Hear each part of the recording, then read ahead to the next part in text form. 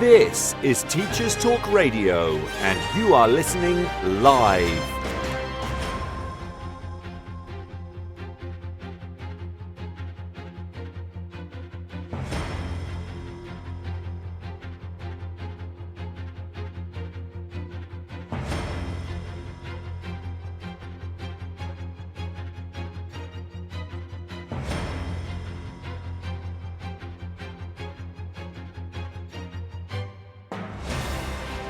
This is Teachers Talk Radio, and you are listening live.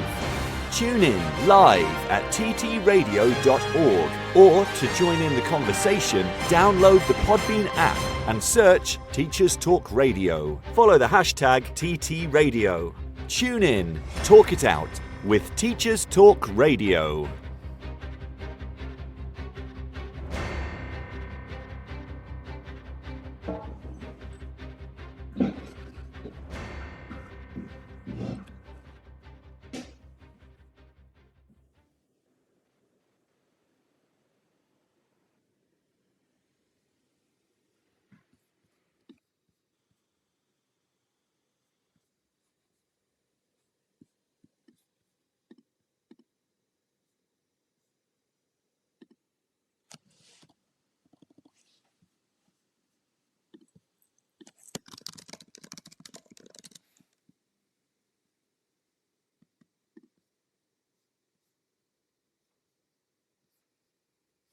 Hello?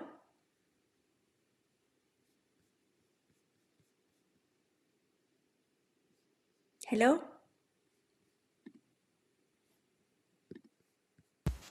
Good evening, everyone. Welcome to another show. My name is Konstantinos Papas. So today we are talking about something that sits right at the heart of education, the gap between the classroom and the real world. So how do we prepare students for creative and media careers that are constantly changing? And what should universities really be teaching? And what can only be learned once you step into the industry? Um, my guest today is Valentina Mariani, and she works across teaching and professional practice. So this conversation is about bridging theory and reality, and maybe questioning a few assumptions along the way. So, welcome, Valentina, to the show. Could you please introduce yourself to us? Thank you so much, Konstantinos, for having me here tonight. So I have to say that I've never joined a live show before, so forgive me if things unfold That's a little okay. spontaneously. But I guess that's part of the magic of being live. I'm Valentina Mariani, and I work as associate lecturer on the communication and media programs at UAL, where I teach across both BA and MA courses in PR and media comms. I've been living and working in London since 2013, where I started contributing as correspondent for the Italian Elle Decor, Marie Claire, and Art Press Bazaar. I also work as independent PR consultant and special projects lead for AWITA, which is the Association of Women in the Arts. And there I work with the most amazing team of colleagues, and we develop and curate creative initiatives designed for art professionals in partnership with galleries, institutions, and museums. That's quite impressive. Thank you, Valentina. To be honest, I knew the rest. I didn't know the Harper's Bazaar. Okay, that's fantastic. So, let me ask you my first question. Um, so, as you said, you have worked extensively in creative industries. In the same time, you were also teaching. So, why was it important for you to keep one foot in the industry rather than fully stepping away from it, and emerging totally into education? And if I can add to this question, uh, at what point, when did you realize that your industry experience actively shaping the way you teach and not just, informing it? Right. So for me, teaching was has never been separate from practice. Really, it has been always a dialogue. I could definitely have stepped away from, stepped fully actually into academia, but I felt that staying active in the creative industries was essential because it basically keeps my perspective current and it ensures that I understand the challenges and the opportunities that my student will face one day sooner than later. As far as the other questions, so when I realized that my industry experience shaped my teaching, I think that was when I started designing assignments and discussions that mirror the real professional scenarios. So I wasn't just informing students about what the industry looks like, but I was embedding its processes, expectations, and even uncertainties into the learning experience. So that was basically the moment where I knew that my dual role, so as a practitioner and as an educator, wasn't just complementary, but it was transformative to them. Another thing that I really have to say is that I also cherish gathering insights from my students themselves. So when I listen to their ideas or visions, or when I listen to their fresh perspectives, I get inspired.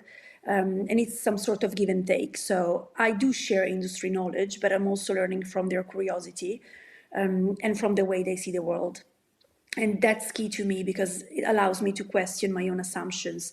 And that's pretty valuable, I think, nowadays. Okay, that's very interesting. Thank you for sharing. May I ask, based on what you said, is there any example that comes to your mind where you realize that, okay, that is a skill or a knowledge that I gained from industry, and now it informs the assignment that I put to students, or the today lecture, the today teaching or seminar? Can you recall any such example? Yeah, so I mean, this is bringing up a memory to me because when I freshly graduated, and that was back in 2011, I joined a big Italian editorial company as an intern. And my very first job in the industry was working within the special project team in the PR department. So I remember having so many memories and so many exciting about me having so many exciting ideas and which were seemingly unachievable. And then and I basically wanted to change the world. And my boss was constantly keeping me on the ground. So he was constantly telling me that I couldn't do what I wished that was possible. So looking back, that's quite sweet for me to see that the same thing is happening now with the students. So when I give them briefs to work on in workshops or seminars, it reminds me how I was and how my boss played like the bad cop, being there tempering ideas with realism. So back then I thought that they were trying to stop me from dreaming big, basically. And only now I see that I see the points they were making. And it just took me a while to understand that, I would say. So that helps me recognize a big mismatch that I see with students today. So they are full of talent and bold ideas, but they often haven't yet learned how to translate that vision into actionable and professional work. So part of my role is to honor their creativity for sure, but also to keep them developing the skills and judgment that they need to make their ideas real and sustainable in the professional world. Something else I think that is worth mentioning here is that the industry today demands flexibility. So job roles are no longer rigid as they used to be. So often tasks overlap and expectations shift rapidly. So students may leave university confident in their portfolio, but less prepared to navigate organizational dynamics or like client relationships or collaborative workflows. And that's the disconnect that I try to focus on bridging in my teaching.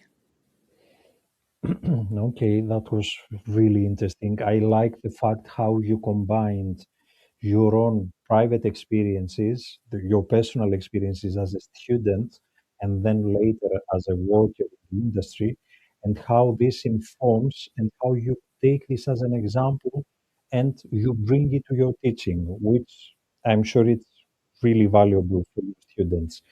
Um, uh, just for our listeners, could you tell us which kind of students do you teach? I mean, is it undergraduate, postgraduate? Yeah, it's BA and MA, both. Oh, okay. So when, for example, you look at students that they are nearing graduation, they are about to graduate. Mhm. Where do you see the biggest mismatch between what they have been taught and what the actual industry expects from them? First of all, is there a mismatch there? Yeah, yeah, definitely. So basically, um, the thing to me is that the challenge is that there is both missing skills and missing confidence or mindset, but the mindset often carries more weight. So students might have all the technical abilities, but without the right professional approach, those skills don't really fully translate into the industry, I'm afraid. So I think that another key part of the learning is to learn how to work in groups. So that's one of the reasons I always structure my teaching around collaborative projects, and I really insist on them constantly interact with one another and engage in group work. So So students may today, I ask, sorry to interrupt. May I ask, so you identify some missing skills here, isn't it? yeah, Or yeah. maybe some missing confidence in Yeah, I students? mean, they don't really value the idea of working in groups, and they need to learn many things to navigate the industry, like many things, like how to read the room, for example, or like respect the hierarchy, like not overstep their direct boss to try and be seen. This is all things that I had to learn very quickly back in the days. And also, I think that another critical lesson that I sometimes try and explain to them is understanding the difference between loving your work and falling in love with it. So I always say that you should absolutely love what you do. And I mean, don't get me wrong, but falling in love can lead to impulsive choices, and you might end up taking things personally, for example, which is never constructive. So I think that love is an act, not a feeling, and everything is about commitment and discipline at the end of the day. So teaching this mindset to them is just as important as teaching technical or creative skills. Okay, I see. Yeah, you make a point there. Um, Before I pass on to my next question, let me just clarify on some of the things that you just said. So, when it comes to communication, adaptability, or resilience in the creative industries, in the creative careers today, what are the so-called soft skills, let's say, that you would say a student should have in order to go and have an adaptable and resilient career in the creative media today? Well, they have to be flexible. They need to embrace failure. They need to understand that they have to try hard and be stubborn. So they just don't have to think that, getting out of uni means that they know it all, that they can know how to deal with the world, because it's a completely different story. So it's just a training, basically. It's like some sort of, coaching that they should be doing as well, on top of being technically prepared. Yeah, you make a point there. You're totally right. And let's don't forget the way that sometimes students may be brought up by the mentality that you can be anything you want in the world. Whereas then you have to put the context within reality. So immediately, the whatever you can be whatever you want. Immediately it changes to within reality, Yeah, and absolutely. this is something that maybe during university students may need to come across, may need to fight against that perception and realize that, okay, maybe I should have, my dream should be more tangible, should be more practical and realistic. Absolutely. Yeah, you are right. Thank you. So, sorry, since we talk about the creative and the media industries, this is a very fast changing field, isn't it? I Yeah. mean, there are platforms, there are tools, even the job titles sometimes change. So you are working, you are functioning within that industry and you are teaching students, preparing them for that industry. So how do you design teaching that stays relevant, but without, chasing after trends all the time? So I think that this comes from my journalism, my journalistic background. So a lesson that I learned as a journalist whilst interviewing like some of the biggest fashion designers, for example, or artists, is that in an industry that typically used to live on trends, now the same industry is trying to teach us that we never have to simply follow trends. So every time I asked these people, like these fashion designers, if they would have followed trends when designing new collections, the majority of them emphasized that for them creating work has to be timeless and authentic, and needs to stay true to their vision rather than chasing what's popular in the moment. So that is a very key insight that I try and bring in my life as a teacher during lectures.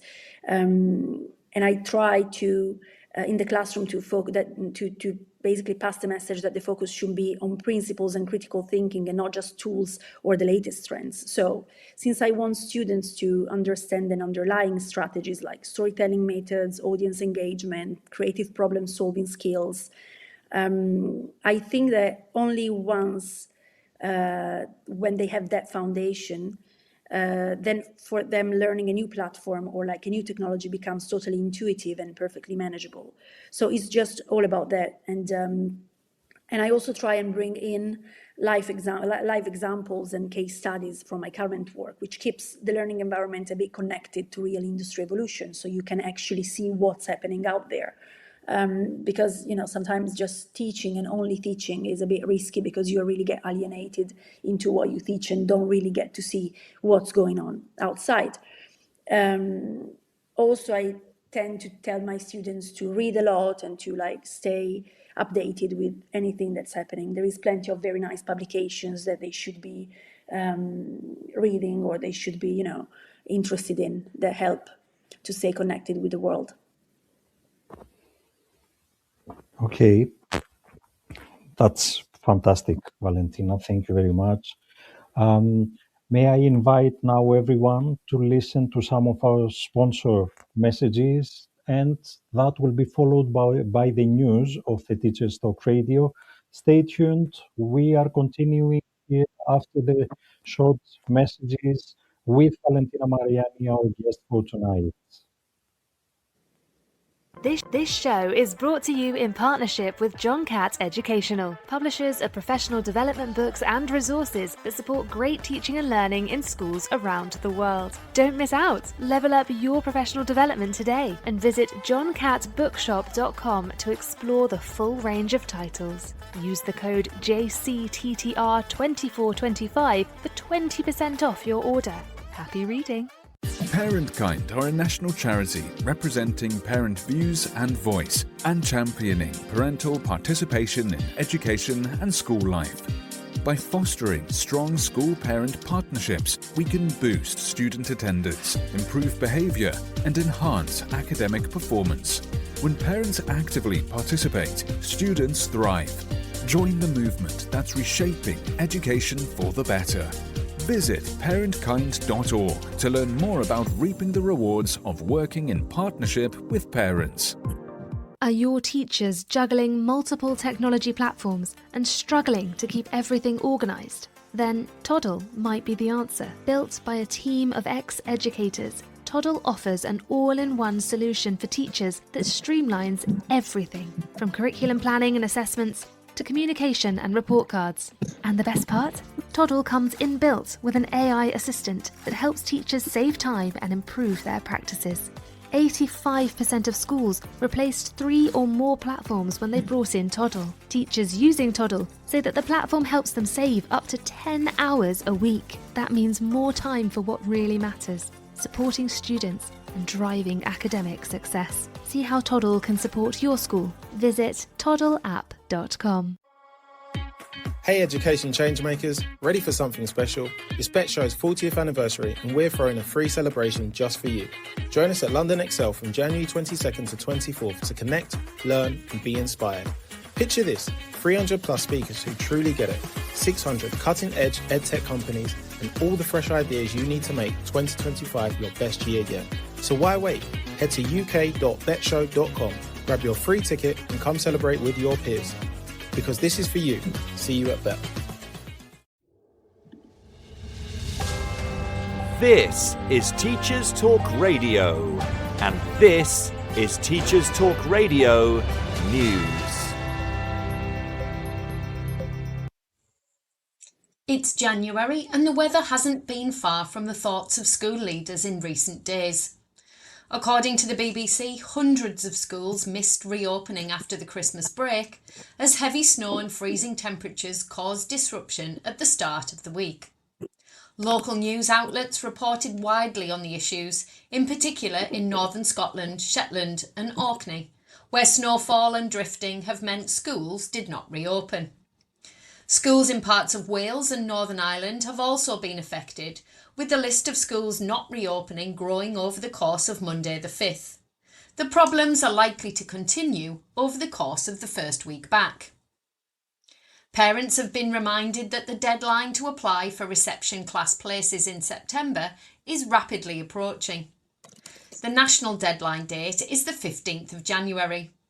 According to local government data, more than 80% of families get their first choice of primary schools, but late applicants are less likely to be successful.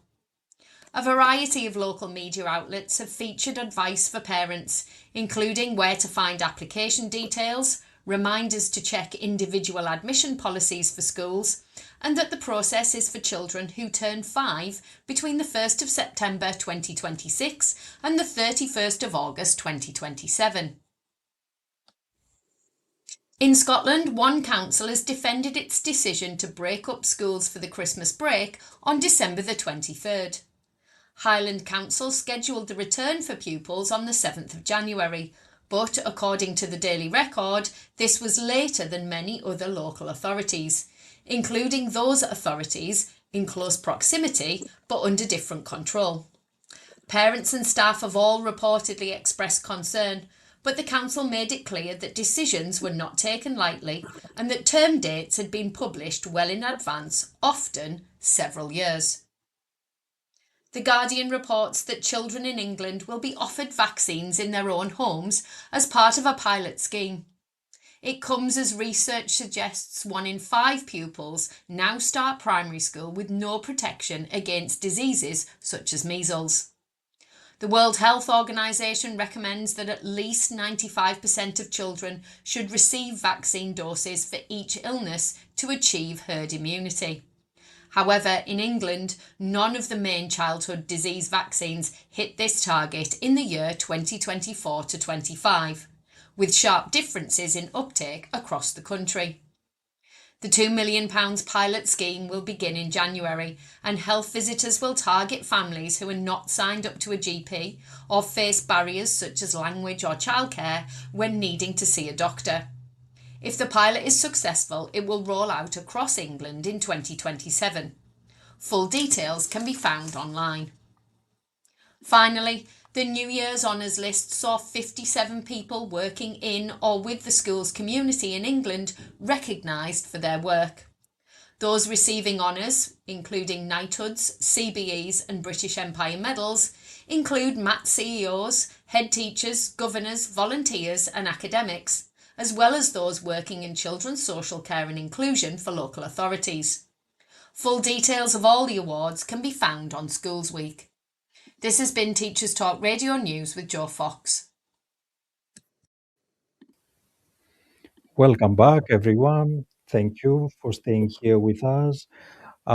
As I mentioned at the beginning of this show, if you're tuning in now, we are at the Sunday late show with Konstantinos and our guest today, Valentina Mariani. Our topic is bridging academia and the classroom with career in the creative industries, comms and media. So, Valentina, you were just talking about real world exposure, things like live briefs, placements, or industry collaboration. How important do you think this real world exposure, in helping students feeling ready to step into professional life? Well, that's absolutely invaluable for them, that's for sure. Because like experiences like live briefs or placement or like industry collaborations, is what allows them to see how the work that they have learned in the classroom actually functions in professional settings. Also, like, students love to test their ideas, and then, maybe they struggle initially when it comes to learning how to manage feedback, but then they get very excited when they have to meet deadlines or like understand the dynamic of teamwork. So one of the things that I always stress with them is the importance of building their own network from day one. So I constantly push them to go to events, conferences, exhibitions, to get seen and to try and be different and make an impression on the ones that could be, potentially they could be their employers, like the people that they meet at these events that they should be going to all the time. And that's what uni years are for. And also I tell them constantly that, employers, they receive hundreds of applications every day. So why would they pick them? Because and I tell them that they need to see basically that they are passionate, proactive, thinking one step ahead, and that's what makes them stand out from the crowd. An example now that comes to my mind is that last year in September, I was part of the team that organized a major exhibition in Mayfair, and the whole curatorial theme gravitated around the nightlife and clubbing of the 90s and 2000s. So the theme itself, as you can imagine, was very dear to me, because those were the years where, Okay. when I used, to go clubbing with my friends and had the best fun. Not that I don't do that anymore, I still do it, but no. But Don't talk in then, details about that, no, Valentina. It reveals I our won't. age. I won't.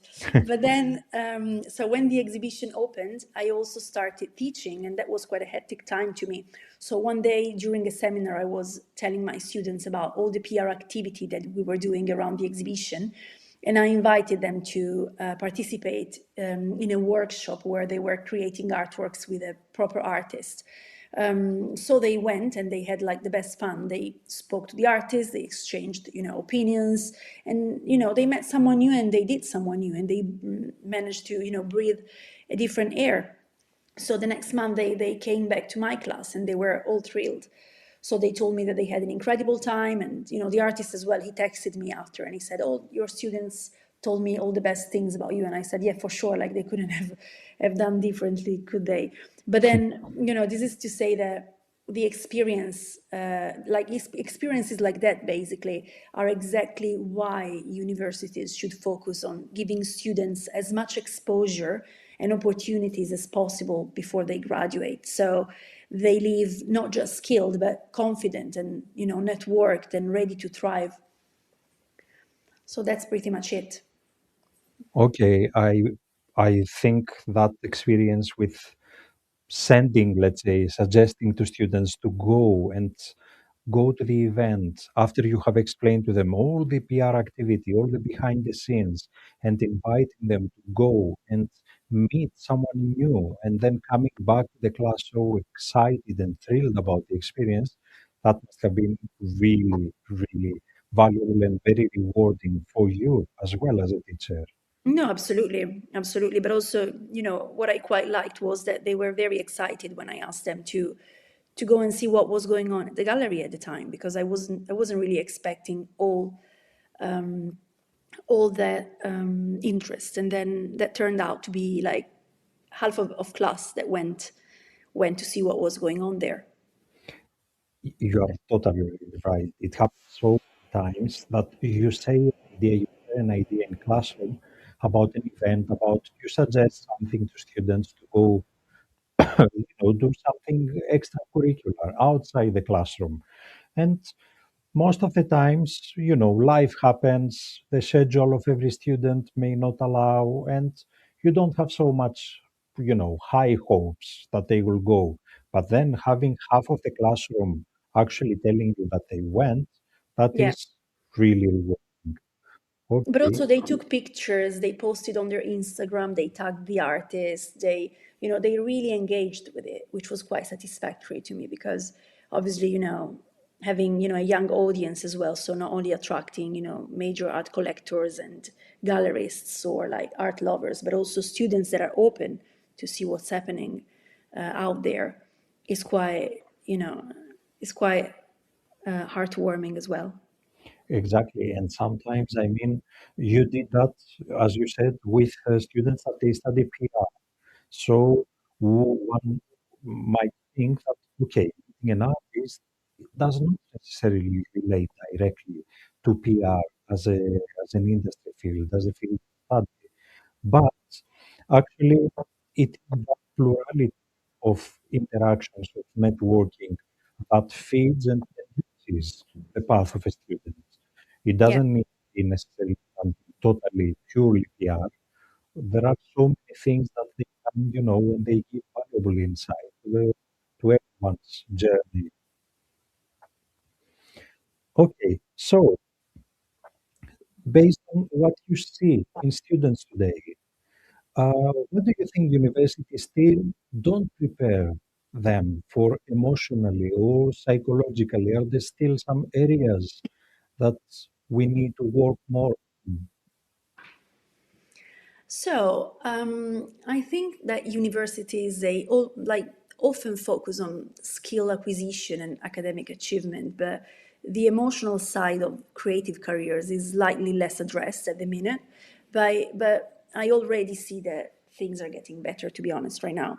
So the thing is that many students aren't really prepared for rejection or like for the unpredictability of freelance work or like for the pressure that constantly comes from, having to self-motivate when they operate in an environment that is constantly full of tension and full of pressure. So when I teach, I try to normalize these realities. And me and my students, we talk openly about resilience or project failures or coping strategies. So at the end of the day, preparing students emotionally is just as critical as preparing them technically, if you think about it. And then being successful in creative industries is as much about mindset and perseverance as it is about talent. So you can have as much talent as you want, but if you do not have the stubbornness that you need to have, then you might not end up being successful. So even, sometimes I risk to come across as stricter than I am because I always tell them that, there is a reason why they didn't get an A, but maybe an A plus, or an A minus, or like a B plus, because like I'm just trying to prepare them for life. So life in the creative industry requires stubbornness, and universities in the first few years after graduation are basically your gym. So they should be the place where you train and where you focus and where you make mistakes and build resilience. And then if you stay disciplined and keep your eyes on the prize, basically, and you persist through the challenges that you face, then you'll get there most certainly. I particularly liked the part where you compared university in the first few years after graduation like a gym. Yeah, it is. It is a gym.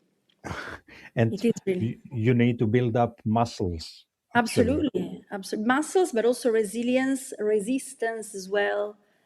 So is a, you know, is Yeah. just as much as possible, basically, because then once you're out there, then that's the real world. So if you fail, then, you lose your job, basically. So they need to understand that they need to have a proper personality almost fully built. Hmm. Yes, it makes sense totally what you say. Um, so we talked about things that the university could offer a bit, more in terms of emotionally or psychologically, let's say, preparing students for the industry. Now, if you could change one thing about how higher education prepares students for creative and media careers, what would that be and why? Well, if I could change one thing, I would probably change two things. So if I can.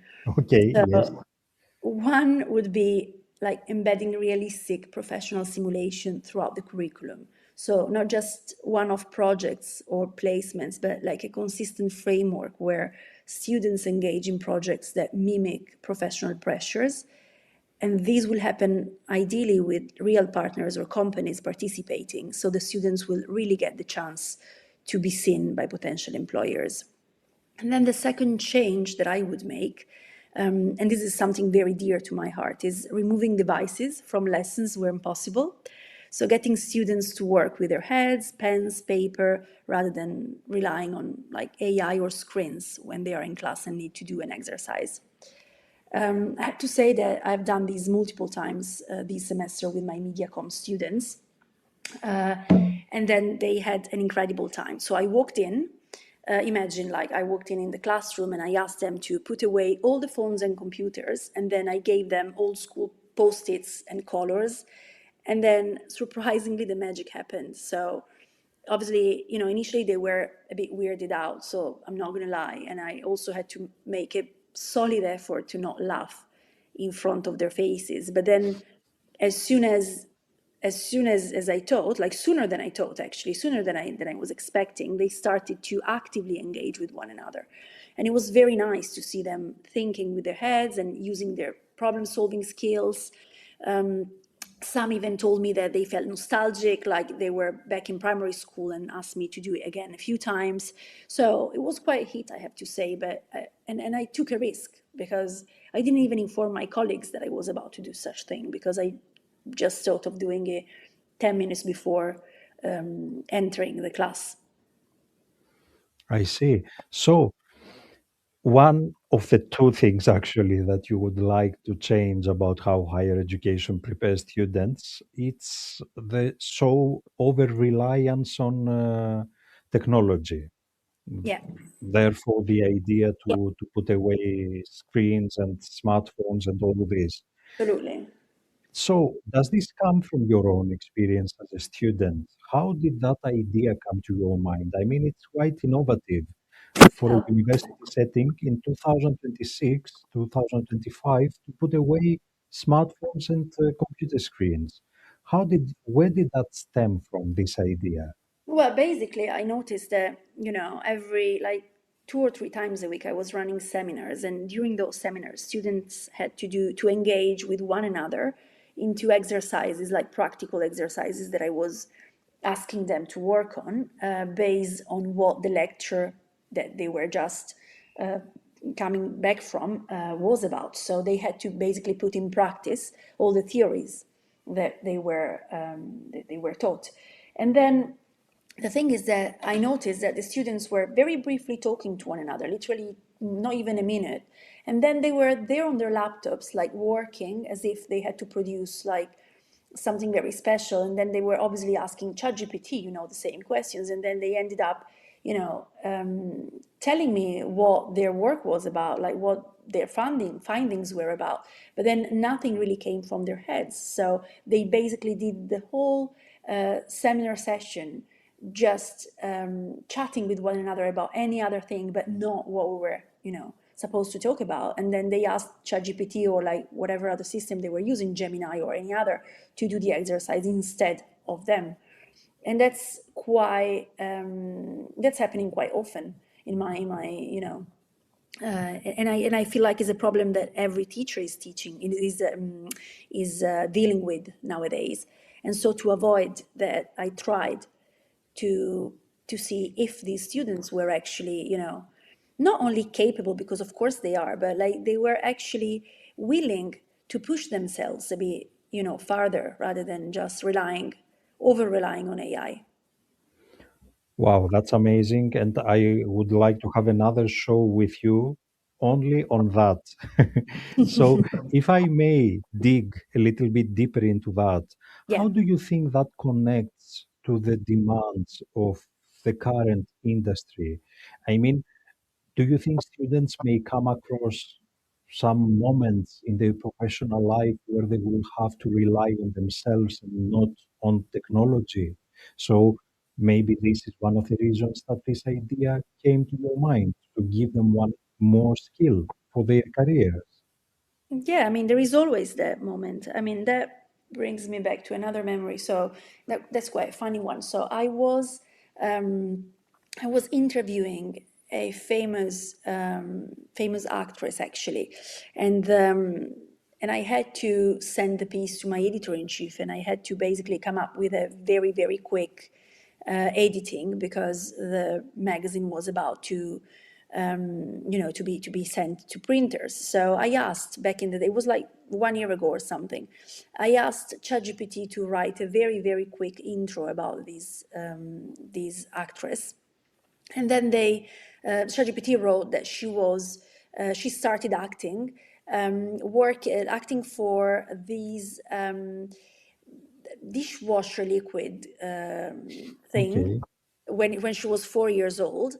And the dishwasher liquid was called with the same name as a famous fish finger brand. So I made a quick research, and then ChatGPT told me, oh no, actually, sorry, I made a mistake. She was actually acting for the fish finger commercial and not for the washing up liquid one. And I thought to myself, well, what would have happened if I wouldn't have double checked, triple checked, and I would have then sent that to my editor in chief? They would have probably, they wouldn't have been very happy with me at all. So this is a story that I always share with them, because I'm like, if you use AI, if you use ChatGPT, you really have to use it very, very wisely. So you cannot just ask ChatGPT to do the exercise and then read the exercise out loud. You really have to question what ChatGPT or what AI says. And you can use AI to, translate or like push your work forward, but then it's more of a teamwork kind of thing that you need to do with AI, rather than over relying on it. Mhm. Because then otherwise you will end up not even knowing what you are producing, and then that's a big risk, because people will know, and then you're replaceable. If everyone can use AI, then why would they want you to be in an office to use AI? Exactly. That makes total sense what you say. So now I understand that by taking away technological tools in class, you actually invite them to develop further their critical thinking. So when the time comes to use technology, having had all this critical thinking developed, they will then know how to use responsibly an AI tool, for example, any other technological tool. Absolutely. Yes, it makes sense. Wow. Um, and let me go back to another thing that you mentioned Yeah. earlier, because you said one thing was that example with taking away tools and screens during class time. Yeah. Another thing that you talked about was embedding realistic professional simulation, for example, through um, a consistent framework where students engage in projects that mimic professional Yeah. pressures. And ideally, it's happening with real partners, as Yeah. you said, or companies. How easy is that actually? Is it easy? Is it something that takes a lot of time to design and implement? Or is it something organic that, you know, it can happen as long as the teacher stays alert on what's happening? Okay, this thing happened 2 days ago, it made a buzz, so maybe I can bring that to classroom and mimic a professional context. Is it easy or not very much? Well, that depends, because like if it's myself, for example, that I have to, come to class and bring, a live example, that's pretty easy to me, because I just, I just enter the classroom and say, look, I'm working on these with, the Association of Women in the Arts. We're looking for, a new social media campaign, or like we've got these problem that we need to solve it in a with our PR strategy and stuff like that. And then we eventually open up discussions and conversations, and they will participate actively to the brainstorming process. So if it's coming from me as a professional, so in everything else that I do but teaching, that's quite easy. If it comes to involving other partners, as we said, like other companies, I don't really think it's difficult, because like companies, they're always, or like the majority of them at least, they are quite keen on involving students. And also that's quite nice for them to to keep an eye out for young creative minds, to be able to even to when they're looking for interns, or when they're looking for executives. They often, I've got a bunch of colleagues and friends. They often ask me, oh, do you have like 5 or 6 good students that we can interview for, a role that is about to open up. And then I've been, putting forward quite a few names in these past years. Even before, when I was teaching at Marangoni University, I had quite a few students that I then helped finding, internships just after they met industry professionals that came to class to share their experience. So it's really a win-win situation there when, companies can engage with universities and the other way around. I see. And from what I understand, my conclusion from all this discussion is that every course needs a Valentina, No, actually. no, If you can. absolutely. Don't say that. I've got way too many courses, and from September, one more. So no, I'm good. Okay. So before we continue, I would like to invite our listeners to listen to once again to our sponsor messages. This show is brought to you in partnership with John Catt Educational, publishers of professional development books and resources that support great teaching and learning in schools around the world. Don't miss out. Level up your professional development today and visit johncattbookshop.com to explore the full range of titles. Use the code JCTTR2425 for 20% off your order. Happy reading. Parentkind are a national charity representing parent views and voice and championing parental participation in education and school life. By fostering strong school-parent partnerships, we can boost student attendance, improve behaviour and enhance academic performance. When parents actively participate, students thrive. Join the movement that's reshaping education for the better. Visit parentkind.org to learn more about reaping the rewards of working in partnership with parents. Are your teachers juggling multiple technology platforms and struggling to keep everything organised? Then Toddle might be the answer. Built by a team of ex-educators, Toddle offers an all-in-one solution for teachers that streamlines everything, from curriculum planning and assessments to communication and report cards. And the best part? Toddle comes inbuilt with an AI assistant that helps teachers save time and improve their practices. 85% of schools replaced 3 or more platforms when they brought in Toddle. Teachers using Toddle say that the platform helps them save up to 10 hours a week. That means more time for what really matters, supporting students and driving academic success. See how Toddle can support your school. Visit toddleapp.com. Hey education changemakers, ready for something special? It's Bet Show's 40th anniversary and we're throwing a free celebration just for you. Join us at London Excel from January 22nd to 24th to connect, learn and be inspired.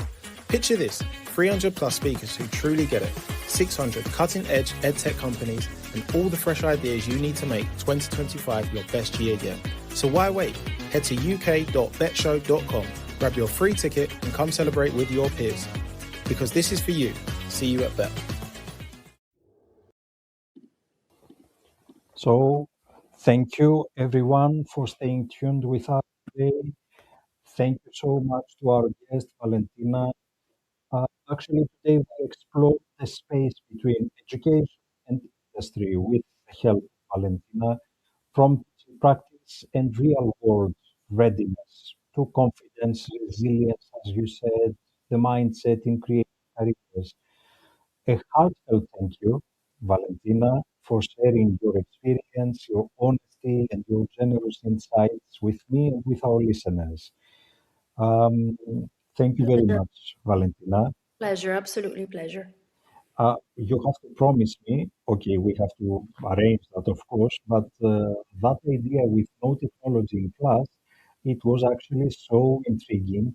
I Yeah, am tempted to try it in my class as well, to be honest. amazing. I can come and do it myself. So I'm the bad cop basically because they're not going to like you in the beginning, but then they will really enjoy that. Perfect. Okay, if you volunteer even for that to play the bad group, even better for me. Amazing. Thank you so much, Valentina. Thank you. If you missed the live show, you can listen back on the Teachers Talk Radio podcast and follow the conversation across all our social media channels. Thank you and enjoy a very nice week starting tomorrow. You've been listening to Teachers Talk Radio. Tune in live and listen back at ttradio.org.